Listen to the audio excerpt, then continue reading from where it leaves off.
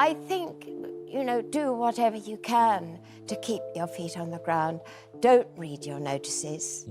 Don't read the good ones, don't read the bad. Imagine earning millions before you are old enough to vote, believing it will secure your future forever, only to wake up one day and learn almost all of it is gone.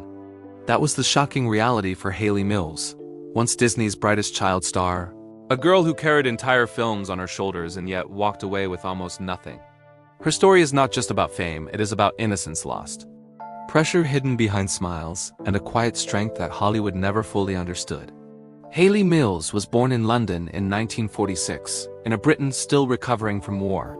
Her home, however, was alive with creativity. Her father, Sir John Mills, filled their house with actors, writers, and artists, and Hayley grew up watching stories unfold long before she ever stepped in front of a camera. By the time she was a child, she was already absorbing the rhythm of performance, studying expressions, and learning discipline through ballet training. Acting did not feel like a dream to her. It felt like something natural that slowly pulled her in.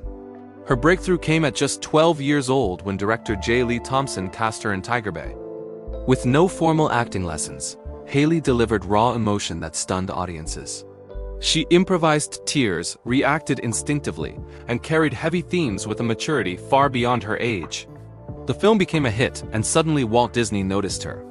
Without a screen test, she was offered a long-term contract that changed her life overnight. What followed was a whirlwind. Films like Pollyanna and The Parent Trap turned her into an international sensation. She worked 12-hour days, played dual roles with extreme precision, and pushed herself physically and emotionally to meet expectations.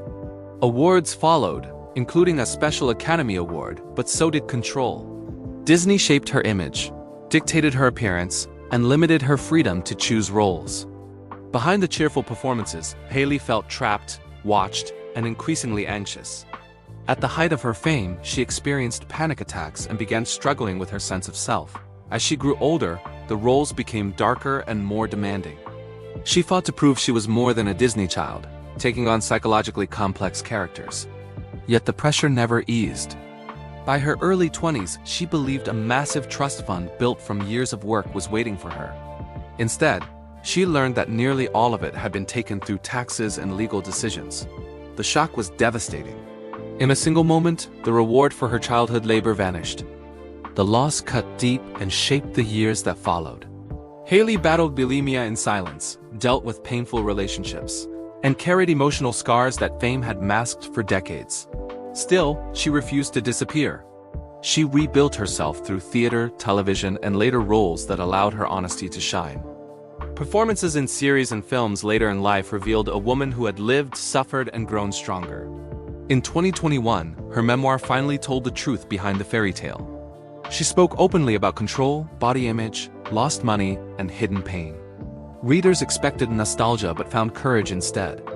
Now nearing 80, Hayley Mills stands not as a broken star, but as a survivor who turned hardship into purpose, using her voice to protect young performers and warn them of the cost of fame.